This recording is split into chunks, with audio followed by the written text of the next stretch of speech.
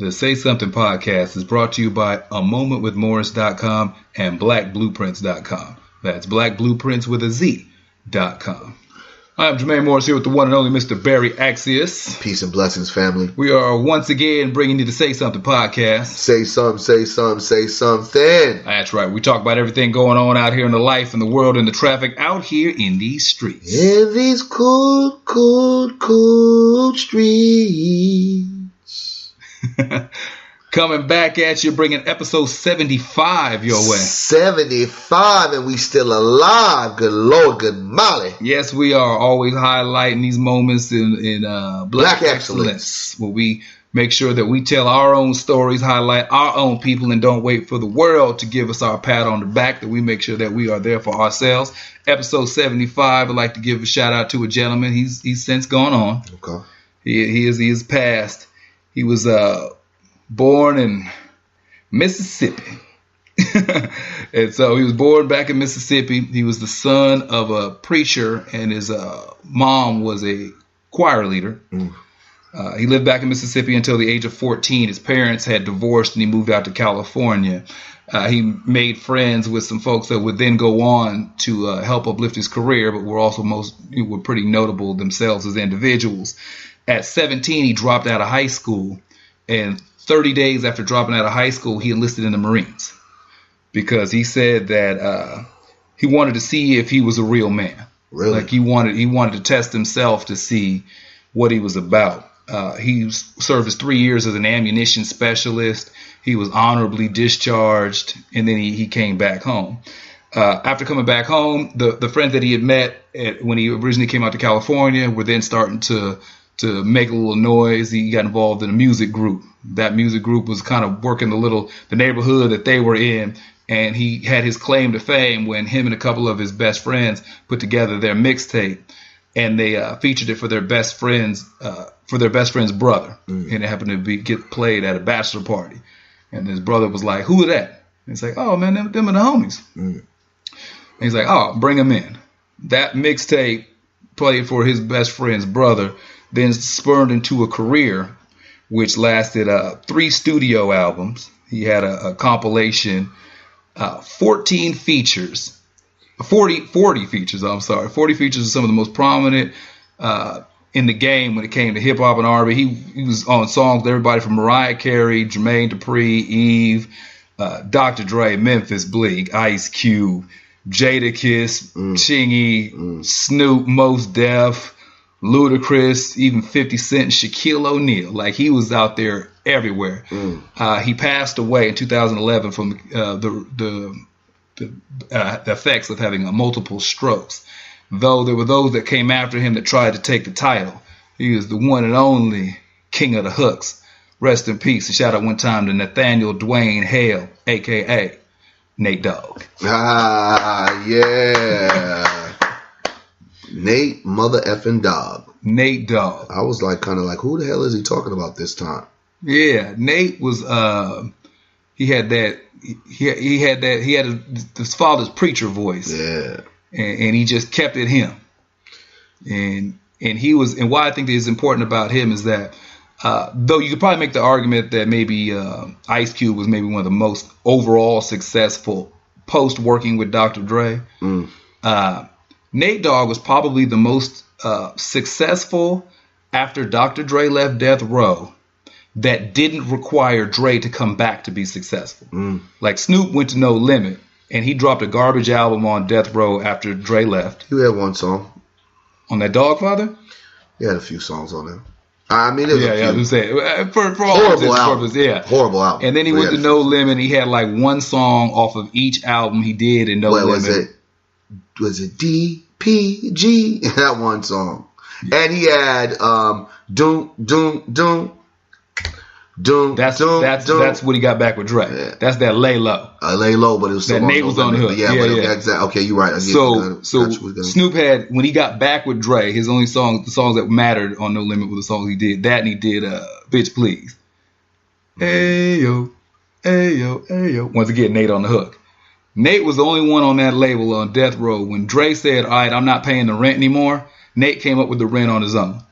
As soon as Dre left Death Row and everything was falling apart, Nate jumped on the I Can't Deny It with Fabulous. Jumps on Area Codes with Luda. Jumps on everything with everybody. Nate was somebody who was like, the situation changed and he immediately adapted. Yes. Didn't matter what coast you was from. Didn't matter what label you was on. He immediately just shifted and said, I'm going to keep it me. He didn't switch up his style for the industry. And he continued to push through and work. And I think that's something to note, because I think a lot of times for us, something will be working and all of a sudden the job says, we don't need you tomorrow, and we fall apart. And that usually happens. Yeah. Government shutdown. Oh, man, you don't even want to talk about the government shutdown. Government shutdown, folks, was on suicide watch. 35 days of partial government shutdown. Partial government shutdown. 800,000 plus folks without employment. And we definitely saw the Negro being who the Negro is known to be, consistently codependent on the government. So I don't want to hear revolutionaries talk about shutting down something that is needed. And that's the exact point of why, when we go deeper into the discussion, when we talk about these different things, it sounds good in theory. Yeah. Shut it down. Good on paper. Abolish and rebuild. But in order to abolish, I think we have to build first. Yeah. And we have to start learning how to work with each other and network with each other and build before we go into this idea that we don't need the strains of the government, because I've seen you Negroes under pressure for 35 days. I'm not impressed. I'm very worried. It was a stressful time for a lot of people, and it's understandable, but to overstand our ideas of recreating and saying that we want to destroy a system that is not designed for us is us being prepared, and we weren't prepared at all. Yeah. Some of us talk about that we would be Nate Dogg. Most of us turned into Danny Boy. The game don't wait. For real. Most of us turned into Danny Boy. Nah, it was crazy. When all of a sudden there was nobody saying, here you go, this is where you need to be, here's your compensation for this. You were left to your own devices to figure it out. There was nothing. I had more people tell me about their frustrations about the EBT, how Section 8 was going to get paid, compared to more people telling me about how they're trying to now think about building and branding themselves, creating their own business, and doing things outside of what the government detachment has been for them for whatever years they have worked. And it's frightening to see how really dependent we really are to a system that does not give two shits about us. And I think that the reaction continues to be like the same thing. We still haven't got enough to figure out. We need to do something different. Donald Trump still wasn't enough. President Obama still wasn't enough. When I say President Obama, when Obama was the president, it didn't click to a lot of Negroes to say, hey, well, let's now create certain black agendas. So he is now forced, because we're saying, hey, Obama, let's go through this, go through that, go through this. That's focused on black people. We didn't even do that. Yeah. So we can't even hold him to a high degree of responsibility for what their lack of effort for him to move anything that had to concentrate on black people, because black people never really showed up to say, well, these are the immediate problems that we have. We're not talking about taxation. We're not talking about healthcare. We're not talking about prison. We're not talking about certain other programs. We're talking about things specifically for black people. Because when we talk about ideas to move us forward, when we start grouping up all of these problems that everybody else has, it's easy to say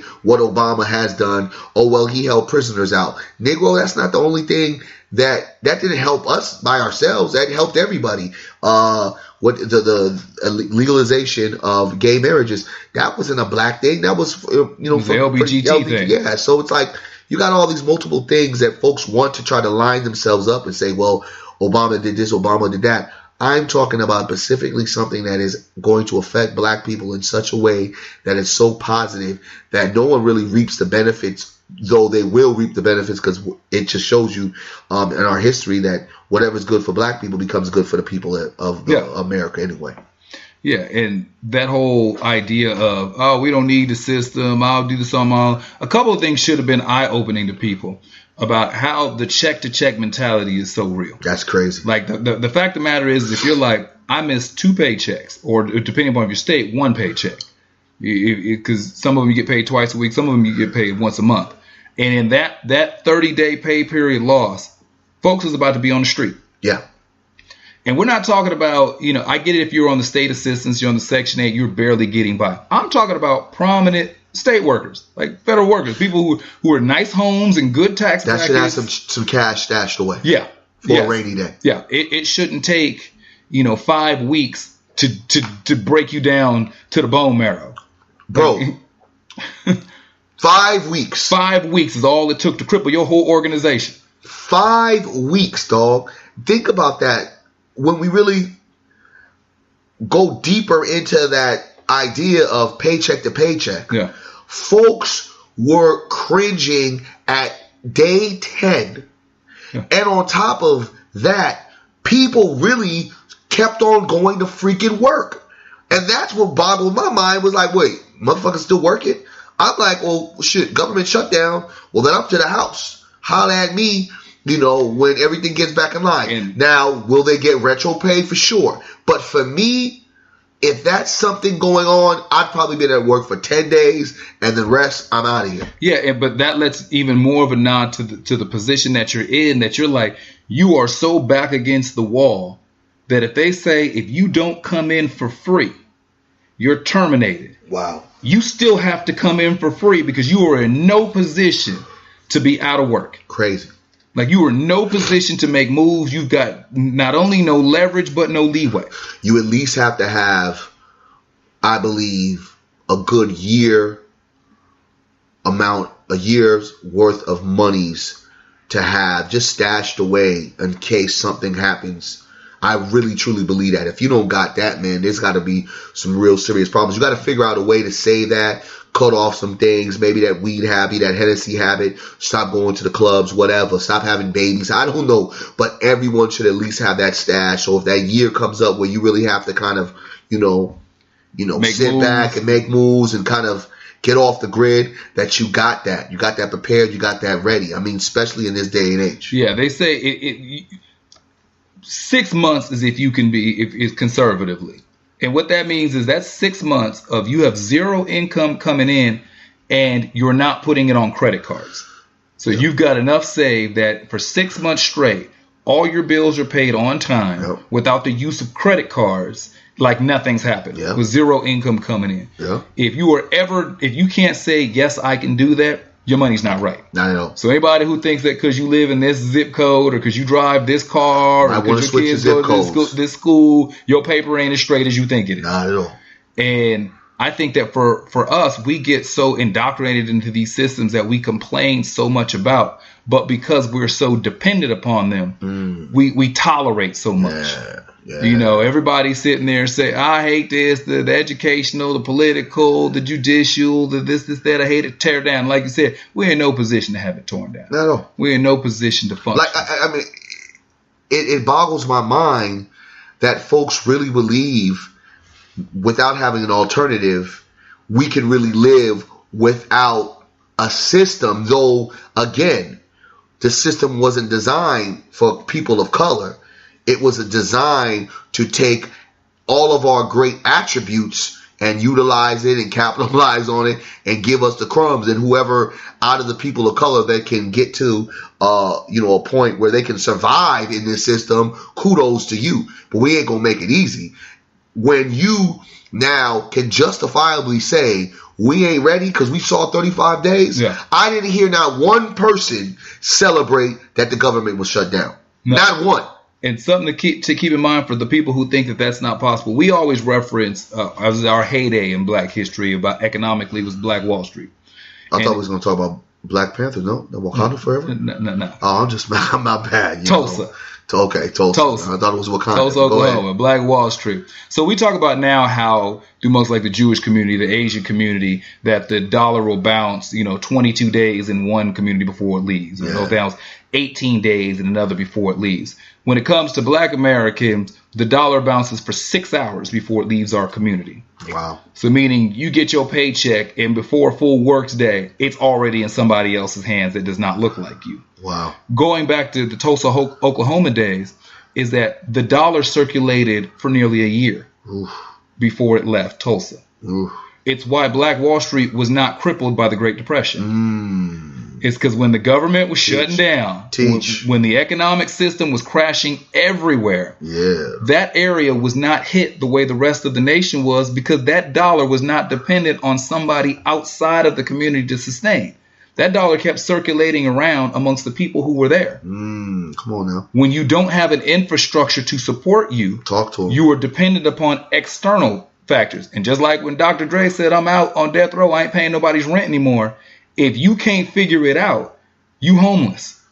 Talk to them. And so for us as a community, yes, the government shut down. If you were a direct federal state employee, yes, you were directly hit by that.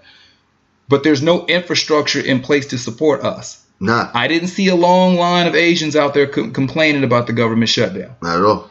Communities where the infrastructure is tight and the dollar keeps circulating within, where saving is important and investing is key.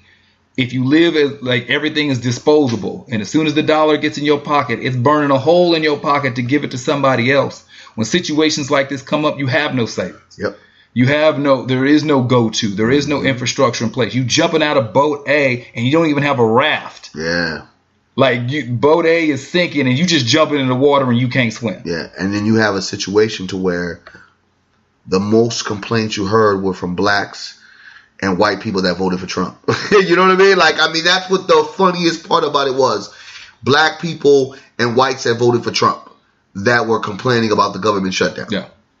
Like how ironic was whites that voted for Trump are saying, yo, whoa, I know we want this wall, but dude, you're tripping.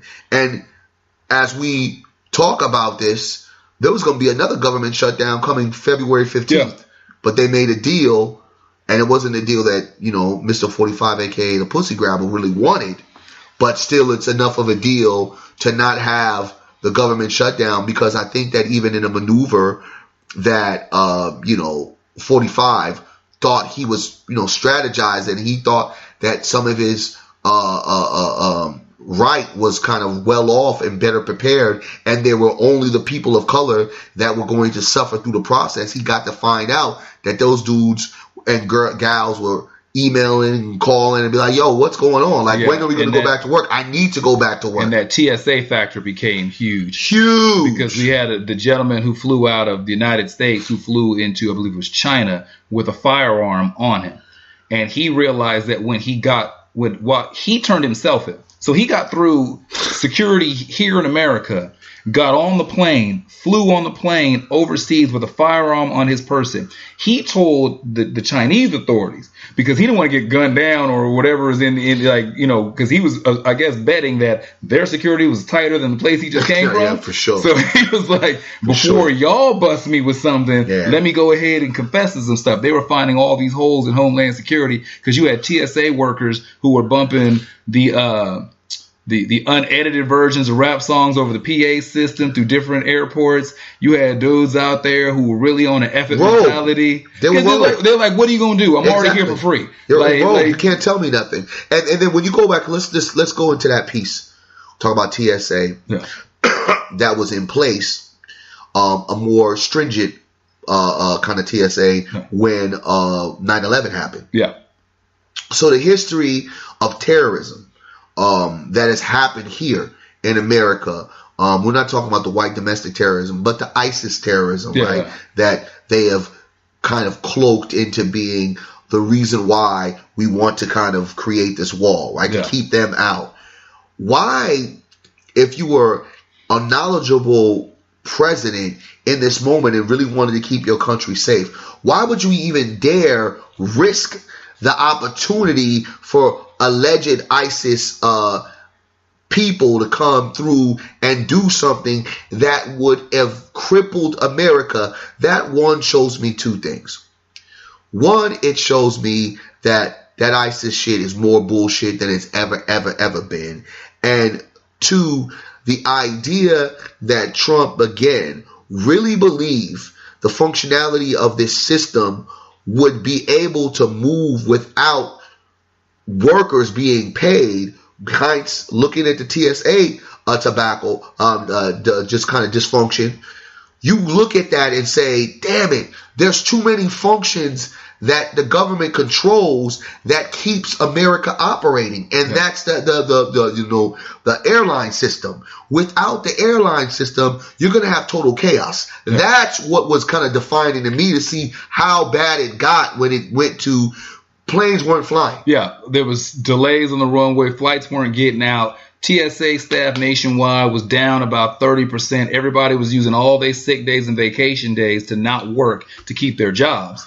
And they just weren't showing up, and just no calls, no shows. And then, you're worried about Homeland Security. So I was going overseas right after 9/11. So it happened in September. Yeah. I left America in December of that, just a couple months later. So I saw the shift in what airports look like. M16s at the airport, and it was real flying out of America. And then when I came back in 2012, like, they was on it. Yeah. Like, who you? What you doing? I'm every bag checked by 3-4 dogs and a handful of people. Yeah. Now you got a bunch of people who should be taking your ticket at a movie theater are now the people who are in charge of Homeland Security, making sure, that you. And some of them are some assholes. Yeah, they the new Men in Black protecting, you from the scum of the universe.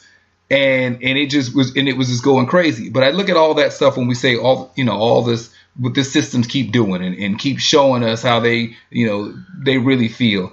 But we continue to tolerate certain behaviors because of the position that we're in, not controlling what we do. And when we do not control what we do, we don't have ownership, we don't have corporations and entities that supply us our needs that we need here in America, we become enslaved to what the system is. You just got to roll with it. Yeah. So, thank you for showing us exactly how much we need the government. I appreciate that lesson, because I was just flabbergasted by how many people were nervous about that. Revolutionaries, so-called abolitionists, so-called government conspiracy theory folks, so-called elitists. I mean, just the point of no return.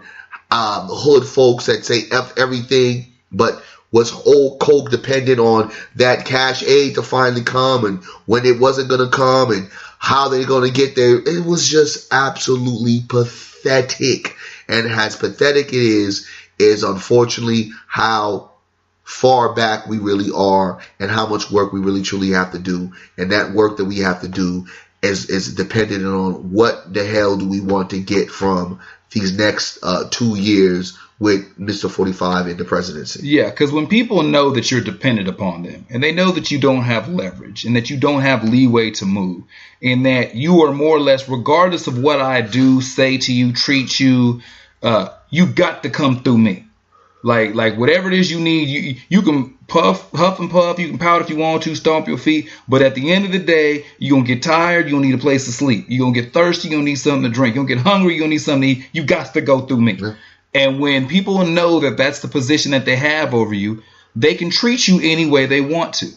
And we have that theme that exists not only through government entities and how it treats civilians, but on the corporate side. Ooh. Where we have businesses and corporations that when they recognize a group as in their mind is not valid, is not valued, is not appreciated, I pretty much do and say whatever I want to say to you because I'm not worried about you. Not at all. You can't actually do anything to me. Not at all. And so I'm going to test the levels of disrespect just to see. Just to see. And there were several issues of this that have come to light. And so, you still got your Gucci belt on? Oh man, you know what? I was hoping that there's gonna have a 2-for-1 sale and finally go pick up my Gucci. I've never owned any Gucci merchandise. I've never, even in my heyday of having a lot of money, just never felt compelled to even though it was the in thing to do, and I've been around my folks that was buying it crazy. I just was always like, I don't want to spend $400-500. It just never seemed right to me. And this is when I had money. I had dollars that didn't make sense. Yeah. And even in going into this moment when a lot of actors, a lot of music artists have turned the corner, and athletes as well, to be activists. I sometimes wonder if their activism and activating the plight of folks' mind on what we should do and how we should do it, if it's garnering on a career move, another career move for them, or do they really care about educating us in a way that we need to educate and kind of moving forward of separating and ownership and really building black. Okay. I say that because a lot of these folks have programmed us to such a degree that they've done the work of white supremacy, and it's going to be a lot harder to deprogram us, because Gucci becomes popular in the urban communities, the black communities, is because of these artists. Yeah. These same artists that are now saying, hey, you know what? We got to ban it. So does that mean that you went to Gucci and gave all your Gucci items back? Does that mean that you're auctioning it off? Well, then what does that mean? Yeah. So in theory, I congratulate their wokeness, but the reality is you played us, because when you knew Gucci never really had a abundance of black designers, just Dapper Dan. When you knew pretty much all of the kind of the some of the designing they stole from Dapper Dan, right? And when we had black clotheslines, like, you got to remember, we had Sean John, we had Fat Farm, we had Call Kanai, Woo Wear, Rough Riders, what do you know what I'm saying? We had Rocker Wear, we had was Pele Pele? I think Pele Pele. I might have been. And shoot, it was to me. You had FUBU. I mean, the list goes on and on. G Unit. I mean, the list goes on and on. We had our own, but somewhere over the rainbow, it got sideswiped to where we then went back. Because the first reason why we created our own was there wasn't enough urban streetwear that was fitted, that represents us as a culture. Yeah. So we created our own. Yeah. And where I thought was revolutionary in such a hard-hitting way, LL Cool J doing a Gap commercial, but wearing a FUBU hat. FUBU. Yeah, and they didn't even realize that. And no one really realized that. Nationwide campaign advertising LL Cool J was a G for that, right? It wasn't a Gap hat. It was a FUBU hat. And when you look at it, and then you look at the history of Dapper Dan and what he did in New York and with fashion, and I watched, and I forgot, let me not forget Cross Colors. When I watched his documentary about, fashions, urban fashion and urban lines, what they never really talked about was how all of a sudden these clotheslines just disappeared. Yeah. And one of the theories, because I did some research, was a lot of these black clotheslines sold. They sold to they raised their value up to a certain amount and sold. And which is in business the right thing to do. But with business, when you're a business person, usually you sell and then you recreate. Or and you sell rebrand. A percentage. Or you sell a percentage. But sometimes if you're going to just sell your whole business, you're going to, I'm going to sell that, but I'm about to make this and do something totally different again. And then the reality of it was when we transformed from our urban, I want to look like a young hip hopper, I'm a young guy, I have to now transition into this older guy. The urban wear, Snoop Dogg's clothes, where I got a rag on it, maybe doesn't really fit me as a 30-year-old or a 40-year-old. So I'm thinking that we had to kind of come and be a little bit more mature and have more classic designs. But I'm asking, why did that not happen? I'm trying to figure out, why are we in this moment where we're talking about Gucci and a black face when we had these things before? Because people may not be, if you haven't seen what exactly is we're talking about in reference to Gucci. is that they came out with the top where the think like a turtleneck extends all the way to beneath your nostrils, like a good ski wear, you would think. Like, I don't even know where you'd even wear this thing at. But on the front of it, it has the mouth of done in blackface. So I'm not even sure. Let's just say from an artistic, creative point of view, where you would wear this thing anyway. Like, I don't even like it. It's not a good look aesthetically. So, and then to get through your whole artistic department, to get, all the draws, the mock-ups got okayed, the hit the runway, the fashion show got okayed. Everything was celebrated. Went into full production, was okayed. Then it was put before the marketing team and it was okayed. Then the photo shoots for the magazines and the print was okayed. The internet team for all the websites and it was all okayed. Like, you got all these. It's not like it was one person who just slipped something past. Somebody who did something to your burger once and nobody was looking. There was a whole lot of eyes that went on this thing before it ever hit the public and said okay. And then it hits out and they get backlash of why they would release a top that's got done in the theme of blackface. And let's just address that too, because seems to be blackface is coming back. Yeah, it's wild. It's ridiculous. About there was a school that had all the kids performing a poem in blackface. There was a teacher or whatever lady here that they invited here in Sacramento. Carmack actually did an interview with the news about it, and she came with blackface. Yeah, she was addressing. Speaking to the students, and she was wearing an authentic African garb. She was a Caucasian woman wearing an authentic African. Now, she could have stopped there if she was going to wear the clothes to make her point for the presentation. Yes, major point. Or enlisted a black woman to make the point for the presentation.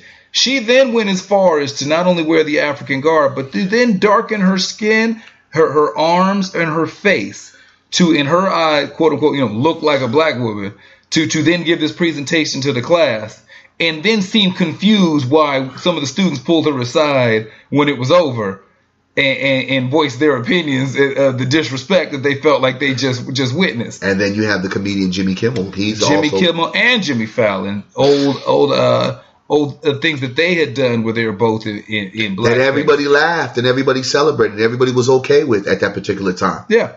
All this stuff that it keeps coming up, and primarily back to the original point, when you're not in a position, you've got no leverage or leeway. Not at all. You can be treated however somebody wants to treat you. Yes. Because the reality of it is like, let's just be real. Okay, you're upset, you're angry, I'm sorry, I'll apologize, let's move forward. If you really want to press the issue, what are you going to do? What are you going to do? Because when it comes and pertains to Gucci, we're not the target demographic they're worried about for their pocketbook anyway. So when we yell out a boycott, what Negroes is really going to boycott it? It's the artists, the musicians, the athletes. Less than 0.5% of the population. So who's really boycotting? Are you telling the person that saved up for a whole year that bought a Gucci belt or a Gucci purse? Come on. 2019, no more black people are buying Maybachs. Yeah, that's gonna hit. It's just it's just the boycotts are so irrelevant and so trendy, and it's so non-revolutionary because it has no effect. It has none.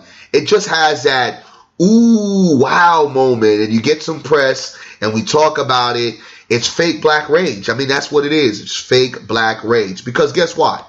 Let's go through the list within the last 3 years, and if I miss any, please fill the blanks in. Okay. We were supposed to have boycotted Nike at one particular time. We were supposed to have boycotted the NFL, Starbucks, H&M. What else we were supposed to boycott? Where are we supposed to boycott? We said H&M, Starbucks, the Oscars. We're supposed to boycott the Oscars. What else were we supposed to boycott? We were supposed to boycott the holidays. There was a whole buy no Christmas, nothing. We were supposed to boycott all of Christmas. There's all these different things that we were supposed to boycott in a particular time. And guess what? What did that do for us? How did that move us forward? What did they change? I mean, there was even a call to boycott American Airlines. You know, there was all these calls, boycott this, boycott that. And to what and who did it affect? Besides the folks that were dealing with the boycott, it affected us more. Yeah. Because now I'm looking at my kid who's like, well, what do you mean we're not doing Christmas? Like, we're boycott, what do you mean you're not going to buy me no Nike? What do you mean we can't go to Starbucks? Well, I drink Starbucks every day. So these ineffective boycotts and these calls for actions where there's no alternatives, where there's no printout of, okay, well, now this is what we're going to do afterwards, or this is what we're going to do right now. And when we have artists that says, why we keep on giving them all my money? Well, Negro, you're the one that keeps on promoting me to give all my money with the free advertisement that you're giving to these companies. Yeah. I mean, you had Amigos' first song was talking Versace. You got a rapper by the name of Gucci Man. You had another rapper that was singing Gucci. So now you artists want to turn around and tell us, well, was my bad. We don't need to do that no more. Stop it. Stop with the fake black outrage, because guess what? We were supposed to ban R. Kelly, and we didn't do that. We always are and guess what happened when we banned R. Kelly for a few days? Black girls and black women who were disgusted were sitting there screaming, talking about, take me, I'll be your freaking slave. It's just crazy. And all this stuff that we talk about, let's boycott. And we like to use the old Martin boycott as the benchmark. The bus boycotts, back in Martin's day. I'm so sick of hearing about that. Well, and let's just talk about conviction. We're talking about a group of people who used to take, maybe in some cases, several buses to get to family functions, to get to work, to get to school, just to live their basic day-to-day life. And then the alternative to those buses walked miles on blistering, bloody feet after working all day, going to school all day, to then come home and then do your family job. Like people who were really out there who was like, for the cost of the greater good, I'm going to suffer for over a year. We can't get 3 weeks on some stuff that has absolutely nothing to do with really the runnings of our day-to-day lives. Like, I mean, unless you work at Gucci, or your job is to sell Gucci product, like you work at the mall in the Gucci department, that's when you have to come across Gucci. You not buying Gucci is not doing anything for your day-to-day life, and you can't even do that. The dumbest boycott I've ever heard. All right, we're going to boycott Starbucks for the way that we be pretty. Oh, we still keep going to Waffle House. That was another one. Oh, was the Waffle House? We're supposed to go to Waffle House because we just kept getting caught up at Waffle House. All type of shit going on. Yeah, everything at the Waffle House. And we kept doing that. And every time we're supposed to sit there and say, okay, we're not going to go to Starbucks. No one is saying, okay, wherever you live, put in your zip code, find a black-owned coffee shop near where you live. And that's where everybody goes. No one is saying. That happened for like 2.5 seconds. Yeah, find a black-owned diner. You ain't going to Waffle House. Find a black-owned diner where you can get some chicken and waffles where you live. Or some Belgian waffles, whatever it is your breakfast is, and go there instead. Gucci tied into the government shutdown. You can't afford it anyway. Yeah. Let's keep it 100. If 5 weeks crippled your whole organization, man, you can't afford it how anyway. How can you now try to get Gucci when you was over there struggling 5 weeks ago? You can't. Gucci shouldn't even be on the menu. Like, you shouldn't even be thinking about it anyway. And the thing about it, what runs me mad is you guys fall for it. And it's no disrespect to T.I. and the other folks that are calling out about, Money Mayweather. We'll let them know what Floyd did. Well, Floyd, and when I was thinking about my silly Negro of the week, I was thinking it would be easy to do Floyd. But I stopped and I said, I ain't going to even do Floyd. But Floyd basically nonchalantly was pretending or acting as if he was dumbfounded by, like, what are you talking about? What boycott? Huh? There's something going on. What happened? What did Gucci do? And he just, being Floyd, being Money Mayweather, was spending in Gucci like it was nobody's business. And let's be mindful about what Floyd's all about. Floyd's about Floyd, and Floyd's about money. Floyd is not about the empowerment of black people. He's about the empowerment of his pockets. But here's the one thing that I think is hilarious, but I think that was very key. Floyd made a really daggering point, even though I think it was funny because the way he said it. He said, well, all these folks that are talking about boycotting, they ain't never supported Money Team. Yeah. That's a black brand. I ain't never seen them wear a hat, shirt, whatever. Ain't never bought Money Team. And I thought that was hilarious. And I even thought that it was more funny that other artists, especially someone by the name of Soulja Boy, decided to go ahead and air out on Floyd. And here he was being a poster boy with free advertisement for Gucci when he went on that press run acting crazy with the Gucci bandana. People wearing the same Gucci headband for 10 years. Okay? Yeah. So now all of a sudden it's F Gucci. Then you have all these other memes that are coming out, and I think 50 Cent's put one of them out with Floyd Mayweather's face with the actual Gucci item that's being boycotted on his face. And it's all for good laughs and also all for good jokes and things of that nature. But if we really look at all of these industry folks that are now talking this big talk, a majority of you Negroes have sold us out. A majority of you Negroes have planted poison in our bloodstream, have led us astray, have given us wrong information. I would rather hear T.I. talk about boycotting trap music and all of the luxuries of drug dealing and being a hustler that he's promoted than worried about Gucci. I would rather Waka Flocka be concentrated on making more positive music and more positive imagery than focusing on calling Floyd Mayweather a coon. It's easy for now all of a sudden us to lose focus on what Gucci did to now go attack a brother that is now saying, hey, and also Kodak Black, but I think Floyd Mayweather is definitely a bigger star. So it's like now we're going to forget about what Gucci did, but we're now going to go nail Floyd Mayweather to the cross. That becomes the issue when I say it's fake black rage. Because you Negroes is going to be mad for 3.5 seconds, and every single one of y'all is going to be back into the Gucci store. Let's be very clear. Yeah. So just because Floyd is saying, well, I'm still going to shop, stop acting as you Negroes are going to not ever go to Gucci again. Well, my thing is, I'm more okay with Floyd than I am the fake outrage. Why you say that? Because if Floyd is being genuine in the sense of, I don't feel offended by what you're talking about. I don't care about why you want to boycott.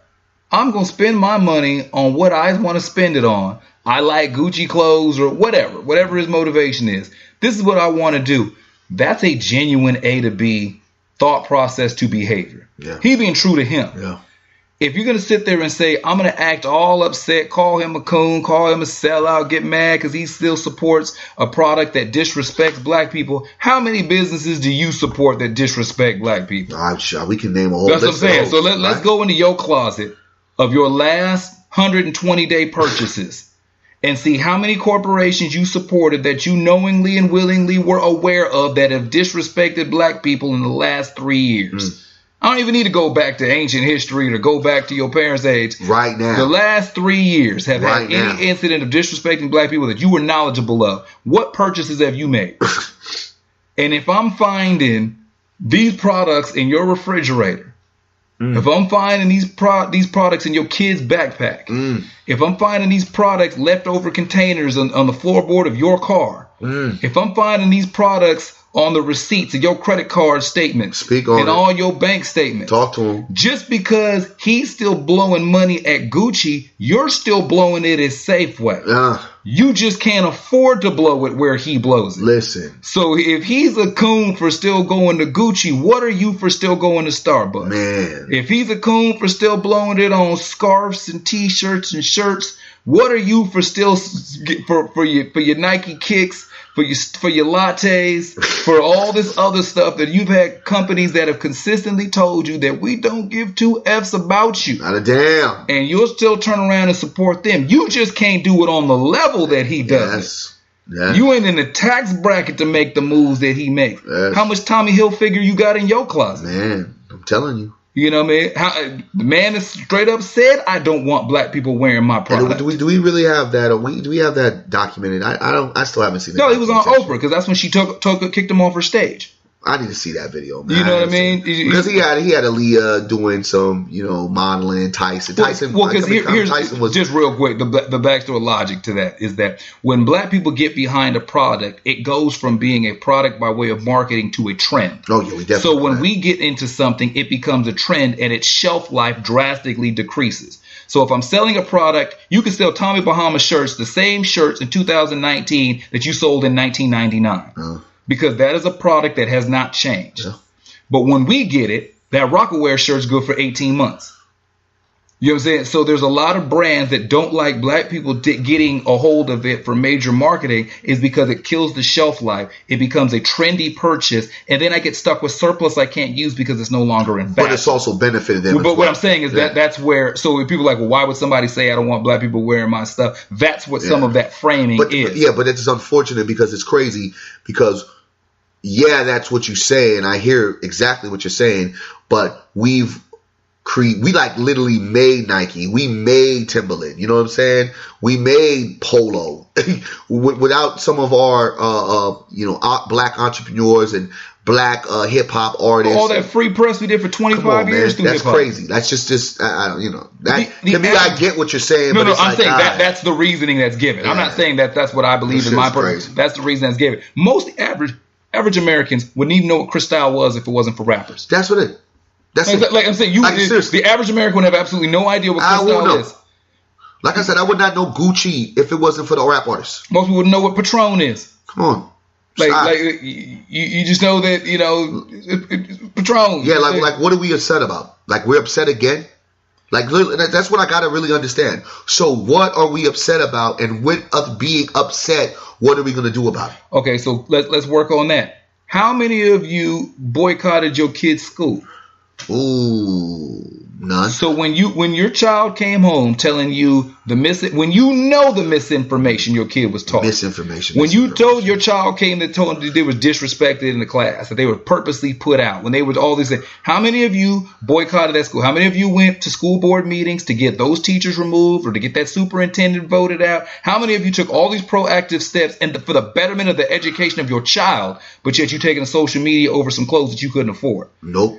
How many of you sat there and said you don't like the conditions in which things are going on in your community, the way that policing is done, the way that can't get a speed bump on your street, can't get these broken lights fixed so you can feel a little more secure, can't get these zonings to try to put better community things in place? How many of you went down there to these city meetings, to these city planning meetings, that sit there and talk to the person who's in charge of your district, who even knows who's in charge of your district, who people got involved with the people in their community and made a conscious effort to get rid of the person who wasn't for your best interest and put in somebody who was for your best interest with the same passion that you say that you wanted to boycott Nike? How many of y'all are boycotting the liquor store in your community when they have nothing else but that store to be your grocery store? They call your liquor store a grocery store. How many of y'all are banning the fast food in your community because they basically said that we're not going to give you any healthy food options. We're going to give you fast food. So here, Negro, have a good time eating at McDonald's, Taco Bell, Wendy's, Kentucky Fried Chicken, A&W, whatever. Keeping with that liquor store that's in your corner. That every time you come in, this is what you frequent anywhere from 3 to 5 times a week, that you are disrespected every time you walk in. Wow. Every single time you go in. You're being followed, not by just the camera, by 2 damn people that work there. You've accepted hurry up and buy and a look of contempt when you give your money to somebody else so they can take care of their family and their situation. How many of you boycotted that? So how many of y'all have boycotted white Christianity? The thing that has sold us down the river. How many of y'all boycotted? They don't think that there's nothing wrong with that. You got to boycott something that you see there's a problem. You're right. Because they Negroes were still watching Ten Commandments and just believe all those white people were from Egypt. How many of y'all are going to boycott these things and say enough's enough? How many of y'all going to go to your church and say, listen, take that damn white Jesus off my goddamn chapel. I need y'all to take that off. Because it's not real. How many of y'all going to boycott? Well, how many are going to boycott the girl that's disrespecting your child? Oh. How many of you are going to boycott the dude who's disrespecting your household? Oh. How many of y'all going to boycott the boss that keeps giving you the runaround, micromanaging you, chastising you, harassing you? How many of y'all going to go boycott that?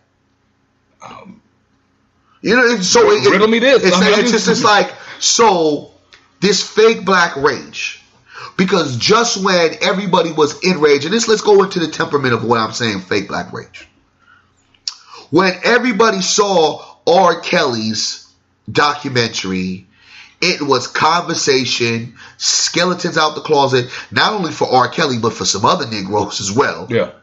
And then just like a snap of a finger, you heard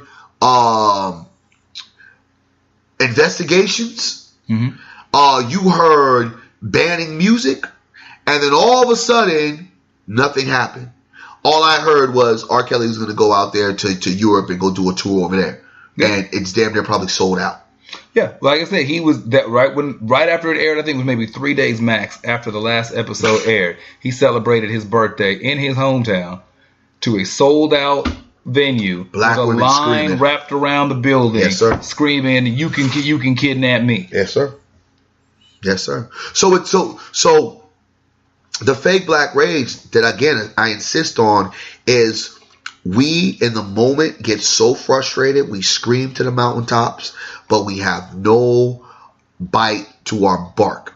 And when we have no bite to our bark and we're always complaining about boycotting, does it kind of change certain things? Yeah, in some ways it probably creates people to step it up, but that don't wipe away their racism. That don't wipe their racist ways.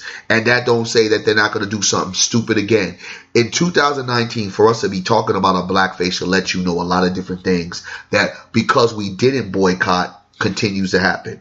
And the reason why it continues to happen, because again, like you said earlier, what do we have as a base or an alternative, right, to keep things going the way it needs to go if they decide to say we're going to shut down the government? We don't have any entities. We don't have any corporations like that. The reason why the boycott in the NFL does not work, let me give you guys some lessons into understanding business 101.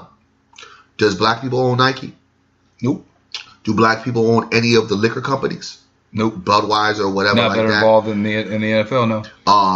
How many black owners do you have in the NFL? 0. How many TV networks do black people own? 0. Okay. How many stadiums do black people own? 0. So now, when you have all of this TV and marketing, because when you get to the stadiums, how many of those press boxes do black people own? Very small percentage. Okay. The season ticket holder percentage. Very small percentage. So reality, as we were breaking down some of this matrix, black people don't have necessarily any real stock in any of these big sports venues, these big sports entities, and the idea that a boycott for the NFL would work because citizens like myself and my brother Jermaine decided to say we're not going to watch it, that it's going to dent the pockets of what we now know is a mass corporation that funnels the monies to the NFLs, that kind of sponsors the NFL, the money from different companies that are getting the press boxes, and we're talking from smaller companies to bigger companies, and none of these things are black. Black people don't own a Nike, don't own a Reebok that can sit there and say, Colin Kaepernick's not back in? No. Okay, well, guess what? We're going to pull out our Nike since we are being licensed to promote the NFL this year. Nike is not going to be involved. To where it really puts a dagger into what the NFL is. Newsflash, black people.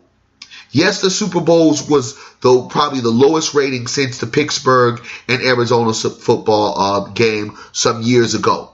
But it wasn't because black people decided to boycott. It was because, one, people were probably sick of the New England Patriots, and two, that by the time people saw the first half, folks probably tuned out and did something different.